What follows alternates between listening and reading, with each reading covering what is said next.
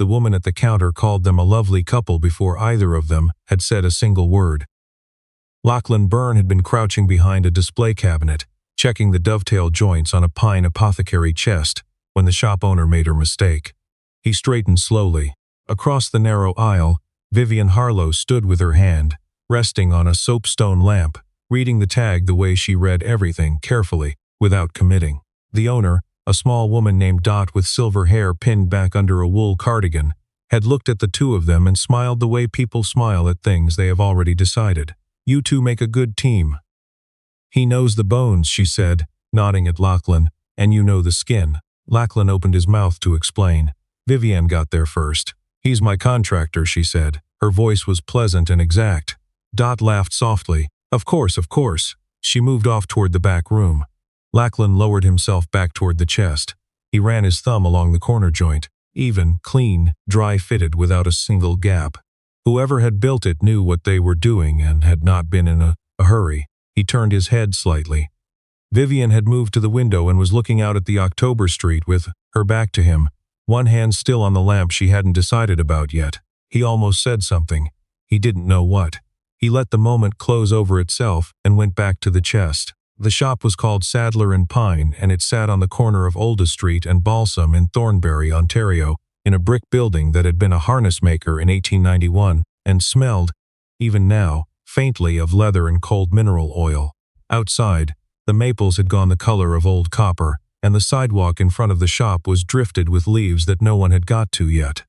It was a Saturday morning in the second week of October, and the sky above the escarpment was the kind of pale, flat gray that could mean anything.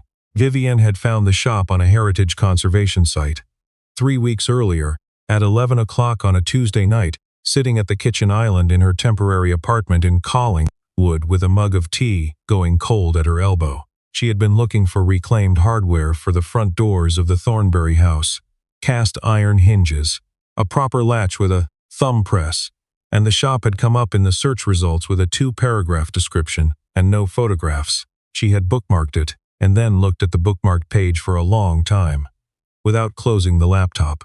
The house on Cameron Street had belonged to her grandmother's sister, a woman named Iris who had lived alone in it for 41 years and died the previous March at 89, leaving it to the only member of the family who had ever come to visit without being asked. That was Vivienne. She had come twice a year for a decade, staying in the small back bedroom with the slanted ceiling, eating dinner at the old harvest table, listening to Iris talk about the town. When the solicitor called in April, Vivienne had been in a meeting in Toronto and had not recognized the number. She had called back from the parking structure afterward, sitting in her car with the engine off. She had quit her job in June. She had signed the papers on the Collingwood apartment in July. She had started working with Lachlan Byrne in September. He had come recommended by 2 people independently. The first was the woman at the registry office who handled heritage permits. The second was Vivian's neighbor in the temporary apartment, a retired schoolteacher named Ruth Ann, who had known Lachlan since he had rebuilt her front veranda 4 years ago, without charging her for the extra day it took because he had discovered the substructure was worse than the estimate. "You'll want him," Ruth Ann had said simply, and that had been enough. In 6 weeks of working together, they had built a rhythm that neither of them had named. He arrived by 8, he left by 5 unless there was a reason to stay. He sourced the materials himself and sent her the invoices at the end of each week, with photographs of every item, which no one had asked him to do. She brought coffee on Mondays and Wednesdays, from the place on Bruce Street that did the dark roast she had noticed he preferred. She did not mention she had noticed. He thanked her without making it a thing. Today had been the first time they had been anywhere together that was not the Cameron Street house. She had mentioned the shop at the end of a workday standing in the front hall while he loaded the nail gun into its case. She had said she was going Saturday morning if he wanted to have a look at the chest she'd described, since it sounded like the kind of piece that could go in the study, and he'd know better than she would whether the construction was right for the period. He had said he'd meet her there at 9. He had in fact arrived 4 minutes early and was already talking to Dot when Vivian pushed open the door. They loaded the chest into his truck at 10:15. It was heavier than it looked, and they did not speak while they were lifting. Afterward, Lachlan tied the tailgate, and Vivian stood on the sidewalk, pulling her jacket collar up against the lake wind coming off the escarpment. She had bought the lamp, too, in the end. It was wrapped in old newsprint on the back seat of her own car. "I'll follow you back," she said. He nodded. He put the truck in drive and pulled out without looking back at her in the mirror. 3 minutes onto the county road, with the escarpment rising dark and close on his left, and the fields going brown on his right, Lachlan thought about his daughter. Maisie was 9. She was at his mother's in Collingwood for the morning, the way she was most Saturday mornings when he had work. He thought about her the way he thought about her on drives. A quiet, ongoing awareness, like a pilot light that didn't go out. He thought about what to make for supper. He thought about whether she had remembered her reading log. He thought about Sophie for the first time in several weeks. Just briefly. She had been gone for 4 years now, a car accident on the 26th in February, black ice, no one else involved. Maisie had been 5. He had not known what to do with the first year except get through it. He had gotten through it. Gotten through. 3 more after that. He didn't think of it as resilience. He thought of it as one foot and then the other foot. He turned onto Cameron Street and backed the truck to the front walk. Behind him, Vivian parked at the curb. They carried the chest up the porch steps and into the front hall and set it against the east wall below the window where the light would hit the grain in the afternoon. Vivian stood back and looked at it. She tilted her head slightly to the left the way she did when she was deciding something. "Study," she said. He agreed. Study was right. He had the threshold work to finish on the back door, and she had a call at noon. And so they split off, and the house went to its ordinary sounds, his tools, and her quiet voice from behind the closed kitchen door, and neither of them said anything that was not about the work. His daughter brought a question home from school the following Tuesday that he didn't know how to answer. She had come directly to the Cameron Street house from the bus stop, the way she did on days when Ruth Ann walked over to wait for her. She set her backpack against the sawhorse in the front hall and found him in the study fitting the bookcase trim. She watched him work for a minute. "Daddy." He kept his eyes on the trim. "Yeah, Maze. Is Miss Vivian married?" He lowered the pry bar. He considered. "Not anymore," he said. "Why?" She was just quiet for a moment, swinging one foot against the baseboard. She shrugged in the way. She shrugged when she had already made up her mind about something but didn't want to say it out loud. "No, she doesn't smile enough," Maisie said. Finally, with the authority of a 9-year-old who had thought this through, she should smile more. Lachlan went back to the trim. He did not disagree. He didn't know much about Vivian's marriage. He knew it had ended.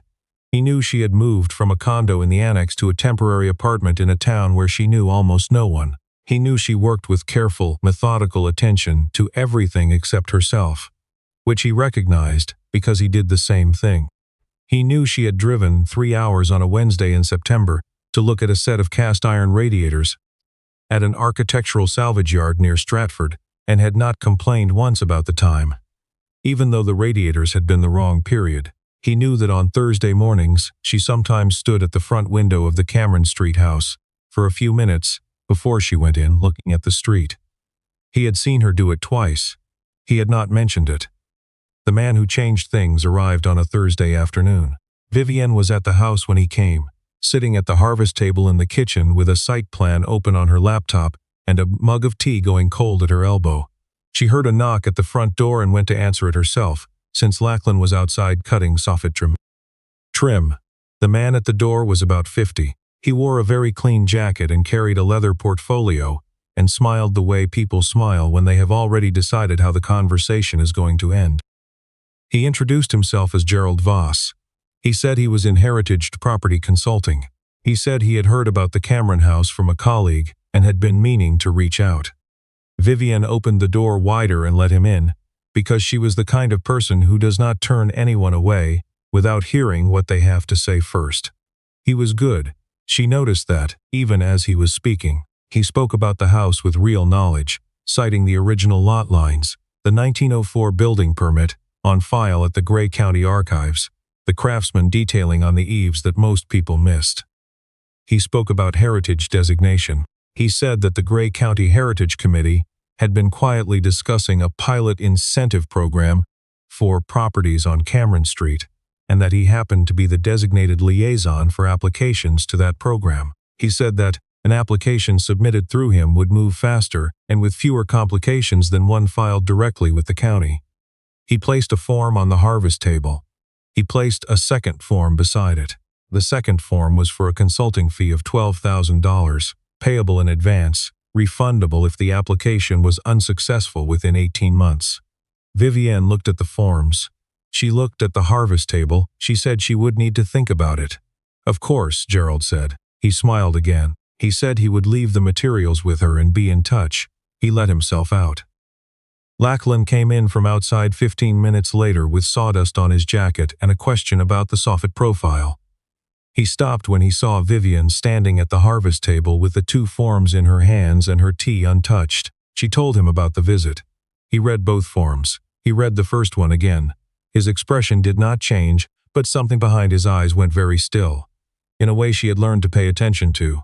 "I'd like to make a call before you do anything with this," he said. She looked at him. He met her eyes. "Just give me a few days." She nodded. He put the forms face down on the table and went back outside, and she heard the saw start up again a minute later.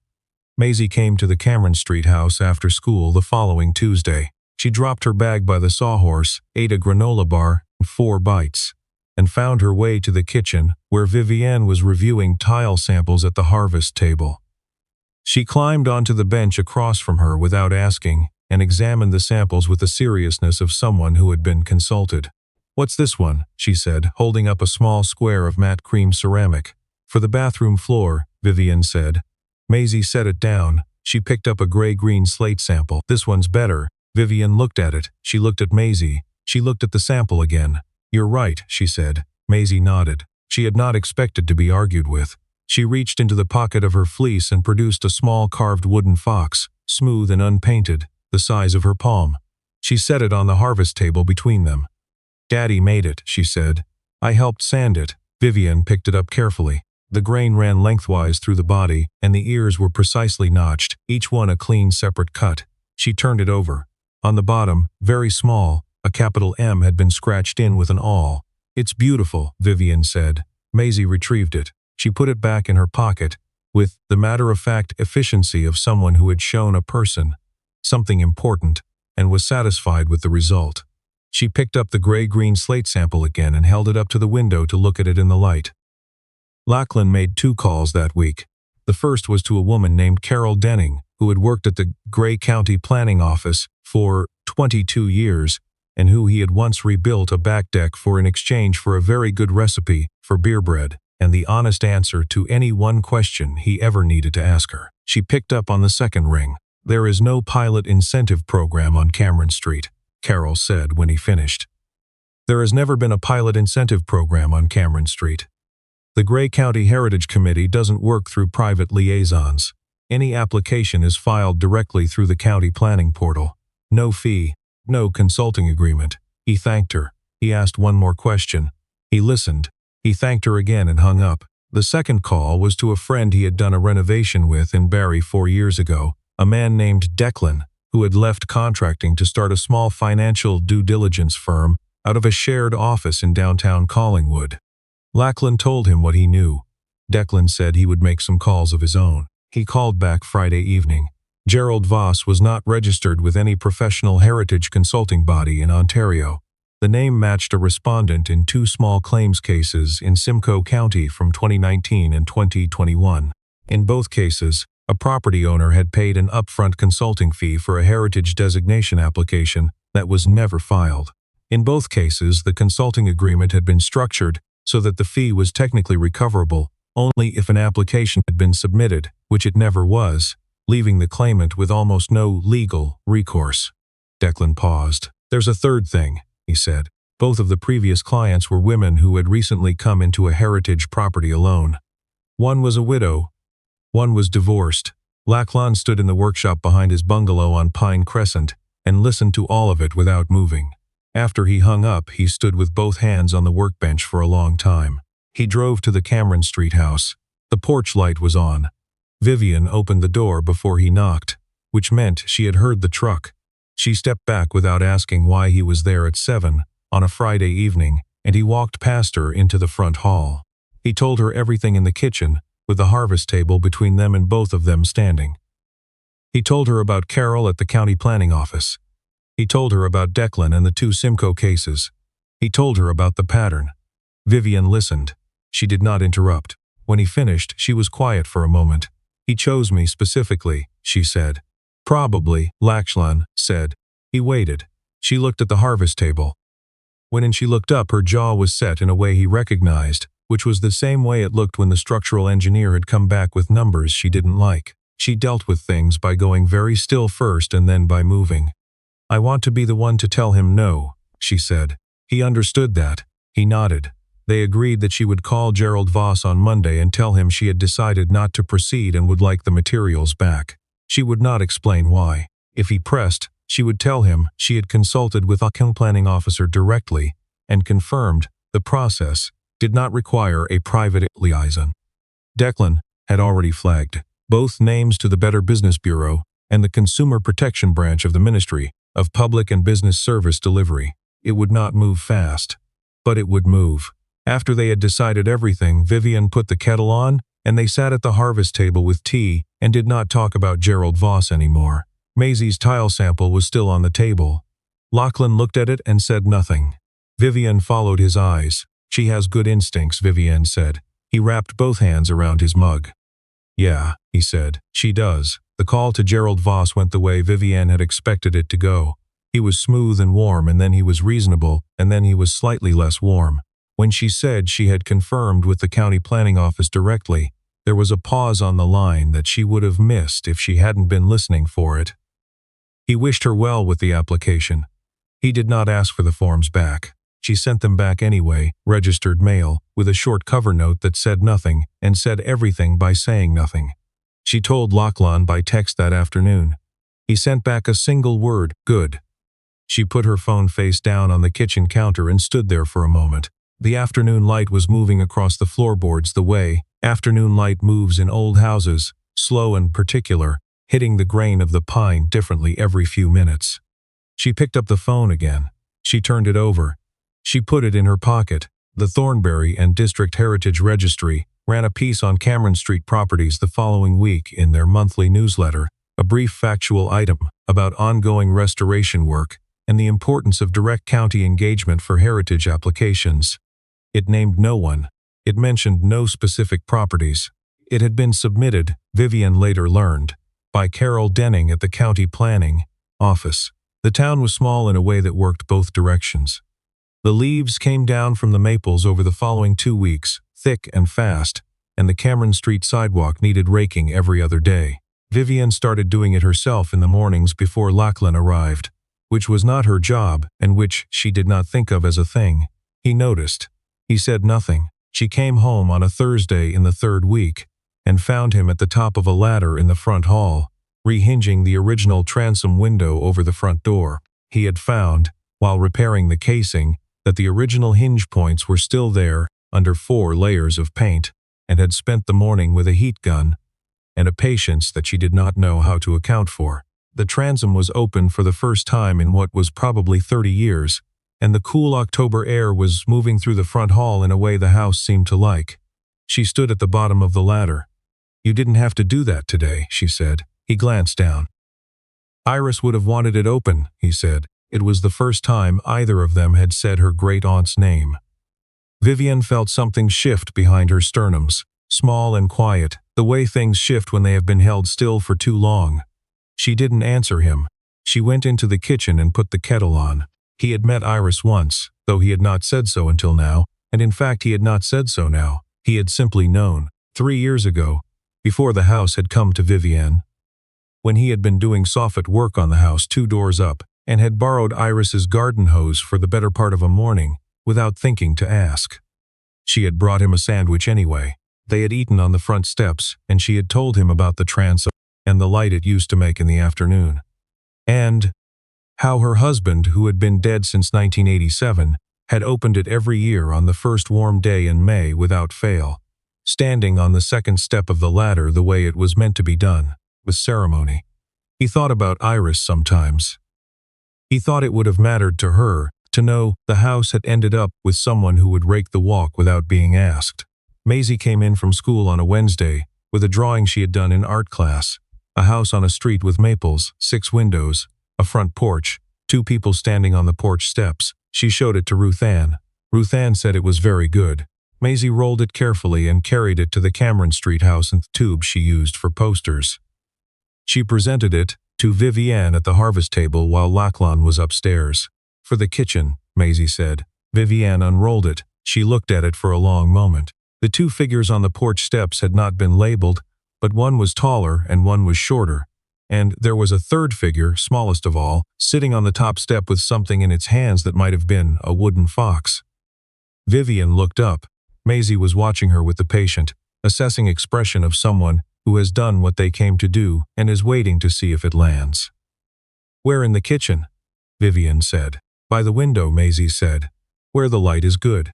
Vivienne went to the supply drawer and came back with a roll of drafting tape. She handed it to Maisie, who took it without ceremony and went to the window and taped the drawing to the wall with 4 careful pieces, and then stood back to look at it with her head tilted. Lachlan came downstairs 20 minutes later. He stopped in the kitchen doorway. He looked at the drawing. He looked at Maisie. Maisie shrugged. "Vivienne, let me," she said. He looked at Vivienne. She was at the harvest table with her hands around her tea. She looked back at him in that way she had, steady and a little careful, and then she looked at her tea. He went to the window and stood beside his daughter and looked at the drawing. He was quiet for a moment. "The proportions are good," he said. Maisie nodded. "I know," she said. The month closed and November opened.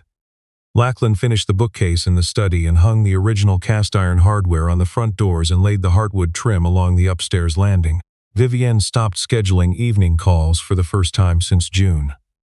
On a Monday morning she came to the house with 2 coffees and a paper bag from the bakery on Collingwood Street, and they ate at the harvest table without working, which was the first time that had ever happened. He asked about what she planned to do with the upstairs bedroom with the slanted ceiling. She was quiet for a moment. She told him she had slept in that room twice a year for 10 years. She told him about Iris reading out loud at dinner from whatever novel she was in the middle of, not asking if anyone wanted to listen, simply reading, the way a person reads when they have always lived alone and have stopped needing permission. Lachlan listened. He did not fill the silences. She asked about Sophie carefully, in the oblique way she asked things she was not sure she was allowed to ask. He answered her, not everything, enough.